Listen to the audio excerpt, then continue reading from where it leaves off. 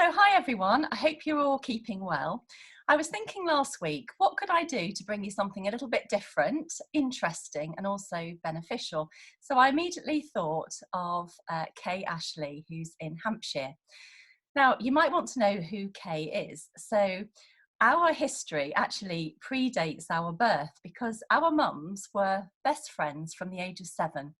And then as Kay's mum grew up, she fell in love with my mum's older brother and married him. So Kay's mum became my auntie. So Kay is my cousin. And she's been an advanced tapping practitioner for many years. So I thought you'd like to know a little bit more about tapping, what it is, and the benefits that it can give you. So I'll pass you over to Kay. Hi, thanks, Angela. Oh, it's really lovely to come on. Tapping's formal name is called EFT, which stands for Emotional Freedom Technique. And that pretty much explains really what it is all about. It's about releasing our negative emotions that might be holding us back from all kinds of things. So the kind of fears that you might have, you could have fear of spiders, snakes, flying, or maybe more subtle things, fear of public speaking that maybe you don't notice that you've got until you try and do it. All kinds of things. Basically, anything that is holding you back, really, you can pretty much guarantee that you have like a negative belief or kind of, we call it like a subconscious recording. And the great thing is with EFT or tapping, we call it tapping because we are literally tapping on the ends of meridians, which sounds really strange, and I thought it was really strange before I tried it. But it's always amazing when I work with people who, often people come to me sometimes as a last resort because they've tried everything else and they think, oh, I'll give this a go, but they don't really think it's going, how could tapping on... I felt the same. I thought, I've used it for public speaking because it's something that I really don't like. People think, oh, you look so confident, you do such a good job, but underneath I was having that sort of panic feeling like I'm going on. And I discovered tapping and I found it was really, really helpful. So it can be used for lots of things, can't it, Kay? Yeah, it is. And it is quite amazing. It's one of those things you've got to try to really, really understand what's going on with it, really, because otherwise it does sound a bit strange. But what it's actually doing is it's actually having a calming effect on the fight or flight center of the brain. So when we face something new, so say for you it was getting up on stage and facing lots of people, our brain will kind of scan our environment all the time and it will go, hang on, am I comfortable here? Do I like this? And if at some point in your life there's been a point when, I don't like lots of people looking at me or whatever the issue might be, your brain would have just recorded a little thing that said, I don't like doing this, let's not do it. It's not really safe.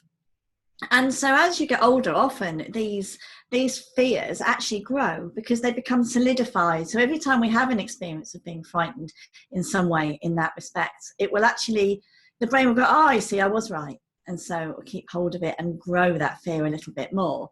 And often people find that as they get older, their fears actually get worse. And it's not because they're getting weaker or anything. It's just simply because the brain, it's always only interested in looking after us. So even though it feels like it's getting in our way and being a nuisance, it's actually trying to help us. So it will say, right, no, I don't like going on stage. So it will try to stop you doing it. And the only way it can communicate with you is by emotions. So it can't say, Angela, when you were 8, you didn't like standing up in front of the class, did you? And then when you were a teenager, you didn't like this either, did you? You won't know any of that because our subconscious brain is just a collection of recordings. It has no ability to actually speak to you directly.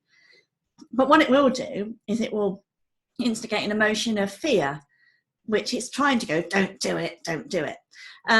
So, of course, we can, in many times, we can sort of override that to a certain extent. Sometimes we can't. People with really strong phobias, they actually can't override it at all. So really the beauty of tapping is it doesn't matter how low level or how deep your phobia is, it all works the same way. And so when we tap, what we're doing is we're kind of re-feeling that feeling while we tap. And the tapping has been scientifically proven to have a calming effect, and it will reduce our stress hormones that go through our body by about 25%, which is compared to about 15% to other forms of therapy, or say listening to, music or talking or whatever. So all those do have a place too, but this is kind of very specific. So we will be reimagining how we feel at that time while we tap. And because the tapping has a calming effect, what we're actually saying to the brain is, yeah, okay, that's all right. I hear you, but we're okay. And so it gives the opportunity to the brain to actually re-record that belief. So that it will, okay, so we're getting on stage, but actually feel quite calm. Oh, okay then. And so then, each time you do that, it will actually solidify itself now in the other direction. So it will start to notice actually this is safe. And then maybe you'll actually start to notice the things you like about it. The good feelings you probably have afterwards, the kind of confidence that it brings that you've done it and you've survived. So I've used it for things like fear of flying and, you say, fear of spiders. And sometimes people think, well, I can't possibly own up to having a fear of that. So I know a couple of people who have a fear of like driving up to roundabouts because they've had bad experiences with accidents in roundabouts. But no fear is silly because it's a real fear to you, isn't it? So it can help lots of things, no matter how big or how small they are. Absolutely. There is no silly fear. If someone's interested in, pursuing the tapping, how should they proceed, Kay? Shall we put your email address in the newsletter and people can contact you directly? Yeah, I'll give you some links. I also run a free group online as well. So with tapping, we can do it at different levels. So we can, I work one-to-one with people for particularly things like phobias and fears, or if people just become aware that they're just not moving forward and they want some specific help.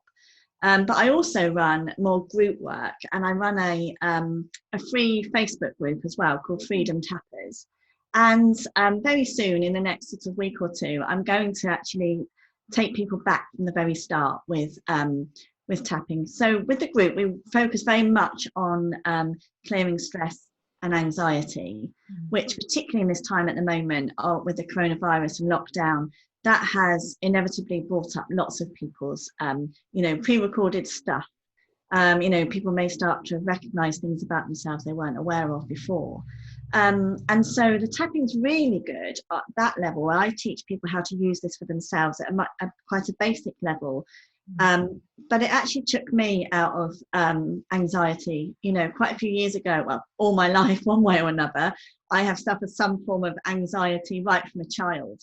So I kind of had subconsciously been on a bit of a journey. I tried everything, and everything worked a little bit, but nothing really got down under the hood. Nothing ever worked kind of long term until I found EFT, which was a revelation. And so I've kind of, my sort of passion is very much as well to help people help themselves, to support themselves, to calm their anxiety, get back into their own head again, create a bit more space for thought.